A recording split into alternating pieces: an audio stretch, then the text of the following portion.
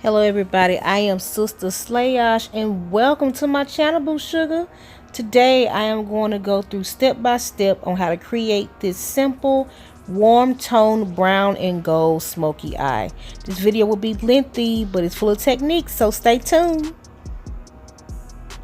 First, I am going to start off with doing my eyebrows. I am using MAC Pro Longwear concealers. I'm using NC35 and NC45. I like to mix those two together because the 45 is too red on me and the 35 is a little too golden and the NC42 is just way too yellow and pale. So I mix those together and I use a blending brush and a more of a tapered brush to put that color under the brows and kind of get some nice precise lines. And I like to blend with speed because this concealer does dry relatively quickly.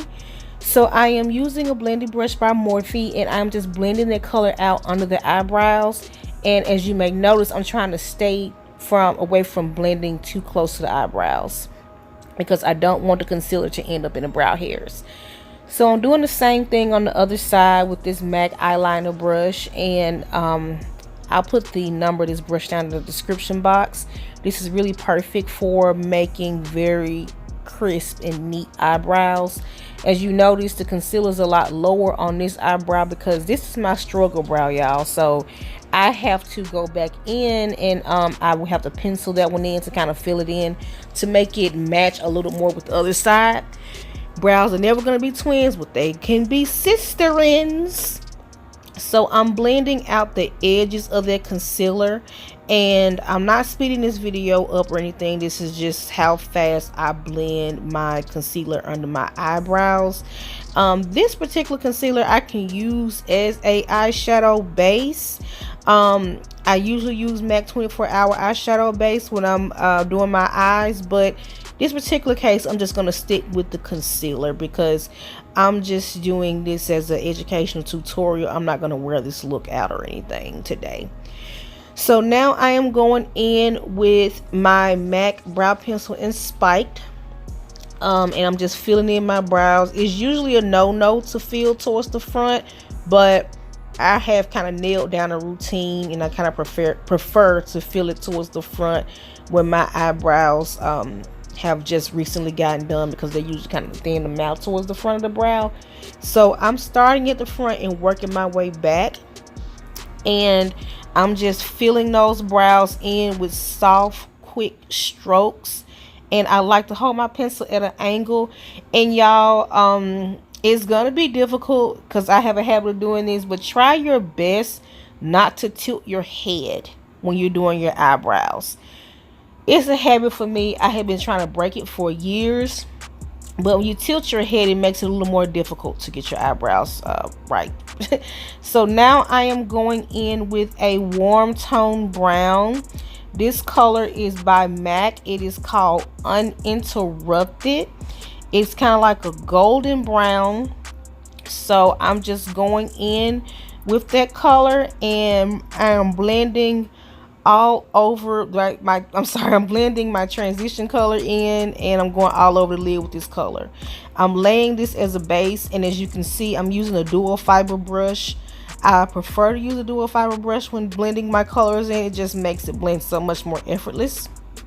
So now I'm just going back in and I'm moving as quickly as I can, and I'm softening those edges. When it comes to eyeshadow, I don't really care for fine lines, so as you may see, it's a lot of blending that I'm doing, but I want to have the perfect gradient effect, and I like to move extremely quickly.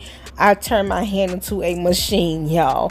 A lot of times when it comes to blending, the faster you move, it just blends it so much better. It's almost like it has an airbrushed effect. So I'm doing this on both eyes, and I'm just using this as my crease color slash transition color slash base color. and I'm warming this up against my concealer. I have a golden undertone. Now if you have a cooler undertone, then you will more than likely prefer going in with a cooler transition color. This look can work for cool tones, but it's going to be extremely warm and may lean brassy. So I am taking that color and I'm just going towards the bridge of my nose, and I'm just blending that color all into the crease and all over the lid. And as you can see, I'm holding the brush towards the tip. It's important to let the brush do your work. It is a tool and it's going to make your job a lot easier. So the further away from the tip of the brush, further away from the head of the brush, the better it's going to blend, and it's going to be a lot more effortless, and it's going to be easier to blend. So I'm moving very quick and short windshield wiper motions and also circular motions. As you can see, I'm working that color down towards the lid as well. You always want to drag a little of that color down towards the lid, especially when you're doing a smoky eye, because you want it to be where you can't see where one color begins and where another one ends. It's about playing the illusion on the eye, and I'm leaning in closer to get some more precise blending there. And I'm just I also want y'all to take a look and see that I don't have any fine lines as well. So now I am going in with Embarked and corduroy. And for some reason these colors, no, Embark and Brown Down. And I am patting those colors on my lid like so. So as you can see, I am just being extremely quick. And what you want to do when you're putting the color on your lid, especially a darker color, you want to gradually step your way up to the dark color. You don't want to do a light color for your transition and then just go in with the dark color. It's going to make it very harsh. You want to go light, mid-tone, deep mid-tone, and then dark. Keep in mind, we're trying to achieve a gradient effect and we don't want any fine lines. So as you can see, I'm patting and dragging with that same blending brush. And what that's going to do is that's going to lay the color down evenly, and it's going to keep it from having lines. So what I'm doing, as you can see, I'm patting and dragging on the other eye as well. And I'm going to go back in and I'm going to get a nice little circular blend around the edges to smooth those edges out. As you can see, I just did it. It's probably so quick. I'm doing it again, and I'm just smoothing those edges out to where, again, you don't have any harsh lines. So now I am going in with Embark, and I put just a little of Niru. It's a off black where it leans brown. MAC doesn't make this eyeshadow anymore, but I put just a little bit to just add some depth. And you don't want to go all the way in towards the tear duct. You want to stay closer to the edge and just build a little more depth with the eye. And I'm taking that color and I'm going in quick circular motions, and I'm just dragging that color towards my pupil, but not going past it, if that makes any sense. I'm not going all the way to the tear duct because you don't want it to have that harsh look like you got punched in the eye. So I'm just focusing closer towards the end, and I'm blending that darker color out towards the medium dark color, if that makes any sense. And my eyes are pretty small. This brush was really big, but it's still it's my favorite brush. I always recommend using a dual fiber brush and maybe just getting, I should have used my smaller one because I do have a smaller one for Morphe, but I just like MAC brushes so much better. And I'm just focusing on the end with that dark color. Now I am going in with my concealer. It's the same NC35 and NC45 mix, and I'm just taking the same brush I use for my eyebrows. And also, you want to make sure that you are maximizing and capitalizing the use of your brushes. You don't want to dirty up all your brushes. The most, I would say, the maximum amount of brushes you should use in a single makeup application is 4. If you're using more than 4 brushes, you're using too many and you are not really making the best use out of your time and your brushes. And in this particular case, I use two separate blending brushes. I prefer to use just one. However, this one I have been using to blend out my concealer. So you want to keep the amount of brush usage down, especially if you are not an artist and you don't have that many brushes. You don't want to have to spend every day washing your brushes because you didn't use 10-11 brushes during the makeup application. And let's say if you want to be a makeup artist, you're definitely going to have to be able to get a lot of results with one brush. That's me kissing my boo sugar. And so I'm just going back in with that brush again and just laying that concealer down on the other side. And I like to do this even when I don't do a wing liner. I still like to clean up around the edges. I like the cat eye look. It's so sexy and so sultry.